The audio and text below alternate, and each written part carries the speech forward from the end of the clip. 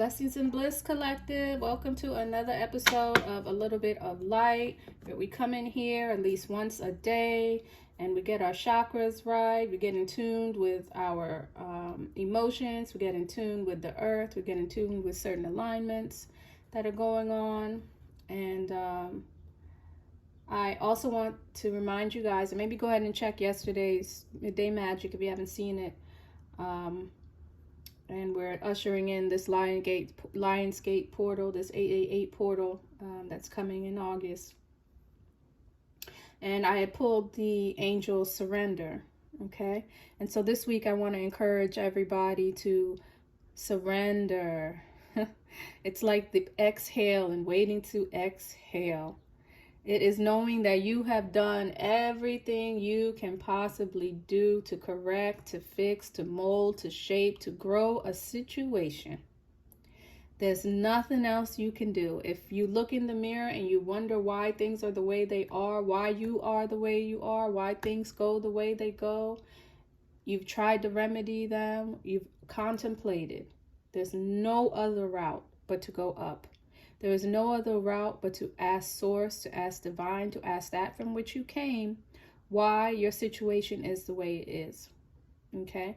And once you do that, that release of anxiety, that release of energy, that release of pressure folds you back into the universe, folds you back into your true position, your natural position. Okay, because there's a lot of ego, there's a lot of individuality in the physical realm, and it's not difficult to forget where you came from. All right, we may have been birthed in the physical, but we came from the spiritual, and so surrendering puts you back in that space. It puts you back in that zone and that responsibility. It puts the spirit realm, it makes you the spirit realm's responsibility once again. All right. If you want to be an individual, you can be an individual. We all have free will. But if sometimes you need to be taken care of, you want a moment of rest, you want a pillow to lay your head, then the divine is here for you. Okay. And all you have to do is surrender. All you have to do is ask for forgiveness. All you have to do is ask for guidance. All you have to do is ask for love. Whatever you need at that time, ask the divine, ask spirit, okay? And you will be a recipient of it, all right? So, did we do our own? Let me do my own, and then I'm going to do my dice, and then we'll get to these cards over here. So if you guys are ready, I do like to do the Om mantra. If you guys are new here, I come in here and we do this mantra daily. And again, it's just to attune ourselves, to attune our bodies, to use our bodies as instruments of harmony and of balance. It's our will, it's our choice. And it is our responsibility to take care of our mental, physical, and spiritual health and wellness. All right. So if you guys are ready. Om.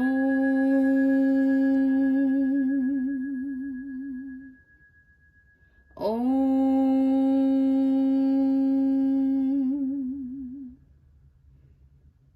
Om.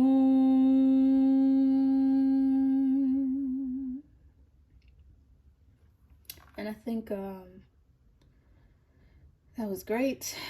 I think I did remind you guys about breathing and your breathing techniques. Always inhale first, and then do the chant, the mantra on the exhale. All right. And I think I'm going to come in with some breathing techniques too shortly for you guys, just because breath is a part of your spiritual work. Breath is a part of your unification and reunification with the Most High, with the divine. Okay. So what is going on? Let me see my dice. This is just for me. I love rolling my dice. But it did give me the 55, and that's all set. And this is her deck, so thank you for acknowledging me. And now that's 12. We're dealing with Pisces. I'm rolling one more time. Okay. Oh, we got the 16 in total. So, I mean, that's a bit of the Chariot. It's a bit of the Tower. So that's going to bring in Mars, and that's going to bring in a bit of Sag. If I use this, and then of course Neptune is here as well. So there could be a situation. Mars is here in Virgo. Actually, Mars in Virgo kind of puts a little pep in my step. It kind of gets me wanting to be more physically fit, wanting to get my work done on time, just being more proactive in what I'm doing. So whatever is in your 6th house, you know, you guys, I do recommend that you get charts. You get at least your natal chart to see a certain mirror, a certain image of a certain space and time picture of your life at a certain point in time. So yeah, Virgo is your health. Virgo is your service to this world. So you guys may start to feel your calling coming on. You're making decisions, hence the Chariot. Maybe you're making major decisions right now, or decisions are being made for you that you have to go along with, but they're for your betterment.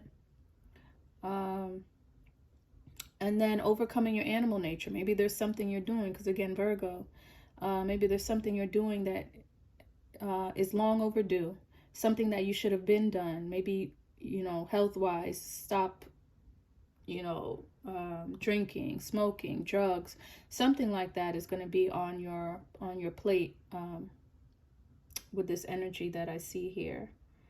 Okay, so I did pick the Eye of Horus card because I can feel this was going to take a minute. I did pick the Eye of Horus card. And this talks about awakening divine perception. And so seeing things through your divine eyes, seeing things through a wider perception. And I think I started out talking about individuality and the ego. And so that's looking at things solely for your benefit. And having awakening of divine perception is going to help you see your place in the world. You know, and again, that Mars 6th house, it's going to help you see what you are here to offer to society, to the world. What would you do even for free? Because you are capable, because it puts you in tune with your natural abilities, your natural capabilities. It gives you a wider perception of the mundane, of the little, you know, the mill you've been running. Okay? There should be a dissatisfaction with your day-to-day when Mars comes into Virgo. A dissatisfaction that is ignited by a new passion, by the passion of what you're supposed to be doing here concerning your health, concerning your hygiene, concerning, you know, if Neptune and Pisces is the vastness, then Virgo is going to discriminate. Virgo is going to get things down, get to the bottom of things, okay?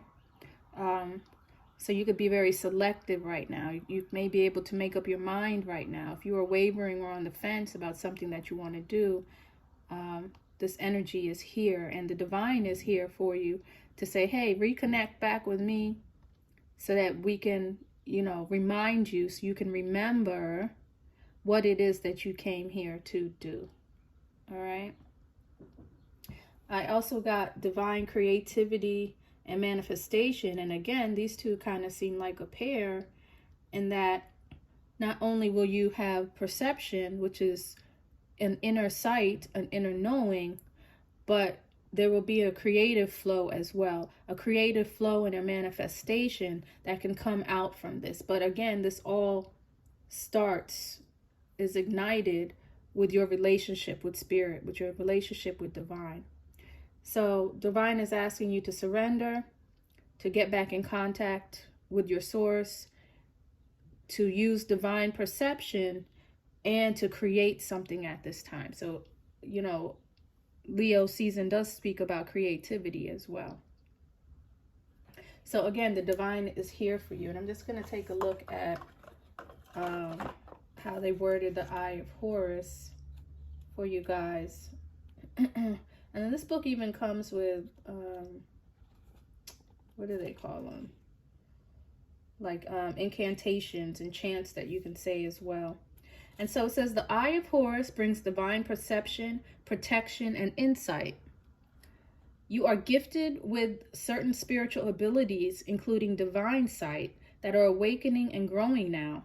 You have much divine support and protection so that you may grow your abilities and serve others with your divine gifts. Trust your perception and know that you are divinely protected.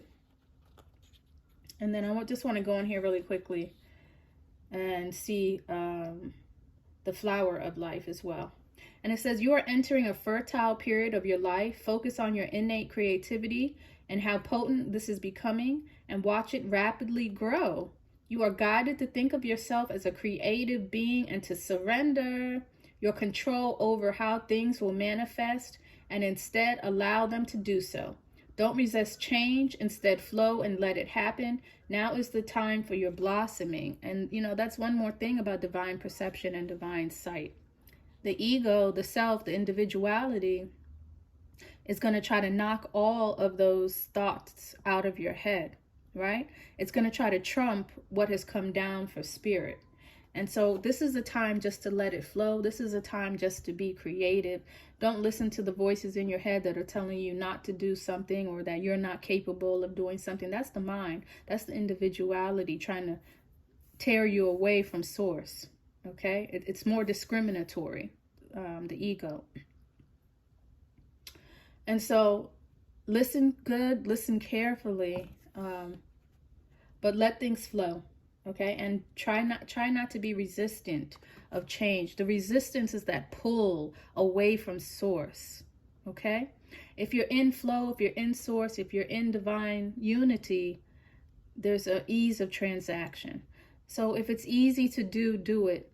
Okay, if there's a flow of ease, do it. If there's friction, if there's something holding you back, you know what I mean? As long as it's not your mind. Then maybe you can put it down, but there's a flow of life to being one with the divine, okay? And so I'm just going to read this incantation here, and it says, flower of life, circles repeating, manifestation now increasing, creativity flowing fast, with power of the universe vast, the whole within a grain of sand, manifestations forms from his hand. With unconditional love so wise, uniting power of earth and skies, flower of life, circles increasing, the energy grows through this speaking. Okay, so, you know, that kind of got me into the words that you tell yourself. You know, maybe get words of affirmation. I can, I should, I will, I am. Things of that nature. Maybe write that down and repeat it. Repeat those words just to counteract the negativity that we can easily replace with the flow of the universe, with the flow of creation that is natural to us. Okay, so I just want to take a look at tarot real quick. I think because these cards are small that I pulled more than one. I normally just pull one card. So let's see what's going on here. So the Two of Pentacles is here. Yeah, so making up your mind. I think I did speak about some you guys being on edge, maybe. I mean, on the fence right now about what you need to do. There's something that you need to do, and you're definitely on the fence. And again, you need to go into spirit. You need to use your intuition, and you need to figure out what it is exactly that you should be doing. Sometimes it's just do it. Sometimes just do something, right? And then that will lead you down the road to what you should be doing. You know, like I've been on the spiritual path for a while now, and I've done a lot of things that have led me to where I am now. And I don't have any regrets as to what I took my legs to do, because it was all just a building block. Okay, so a lot of us, we want to be great, we want to be excellent as soon as we step out of the door, but it takes time, it takes practice, it takes, you know, precision, right, to understand and to really build your craft. But you're not going to go anywhere unless you make that first step. So make that first step. This is for your creativeness. This is for relationships. This is for family. Build the foundation that you need to make something great. You do not have to walk out of your door great. All right? That's a fallacy. That's the digital age that we're living in. Okay? You don't know how long it took people, how many takes, how many what, you know what I mean? To put themselves in a position to actually put themselves in front of you, right? Do the work. Do the work and step out there, and you will be great. Just out of soul repetition, you will be great. So don't juggle anything. Don't put anything on the fence. Just do it. Make a decision and do it, and don't look back. Right? If you fail, you fail. You're free to start again. Your free will is here to start again. But this is a time to just do it and go through the creative process. The Four of Pentacles in here. So this is definitely telling me that this is a time that you guys really need to get to know yourselves. Okay? You need to get to know yourself and who you are. And I was talking about astrology. This card even talks about astrology. So maybe getting to know yourself spiritually. But not to hesitate on it. This is a great time to get to know self. We are in Leo season. Leo's a great time to get to know your heart. Okay, that thing in your chest that beats every day without you asking you any questions. Okay, and all you have to do is get to know it because it knows you very well. Right? So making decisions and getting to know yourself, or maybe it'll be easier to make a decision once you know yourself. All right? So sitting in a quiet place, listening to the thoughts that come into your head, maybe writing down those thoughts and seeing how you can counter them, seeing if they're beneficial or if they're negative, if they flow with creation or if they're resisting creation. All right? That's a test that you guys can do. Just, in fact, maybe tell yourself something like, I'm beautiful, or, something positive. You did a good job. And see what voice comes next, okay? So there is an inner battle, an inner war that we all have. Some war is longer and harder and harsher than others. Some people are at the end of their war. You never know where someone's process is, so it's not good to compare yourself to other people. But figure out at what point of the war are you on with your internal mechanisms, okay? If it's fast and fleeting, these negative words, then you're probably towards the end of the cycle. But if they're heavy and they're persistent, then you have to actively do something to change that, to manipulate that, to rephrase it, okay? But again, it's your responsibility. And the last card is the Nine of Pentacles. So yeah, there's something unreasonable. There's an unreasonable element here. Okay, this is like saying that this is someone who has great capabilities, but the way that they go about things can be a bit unreasonable.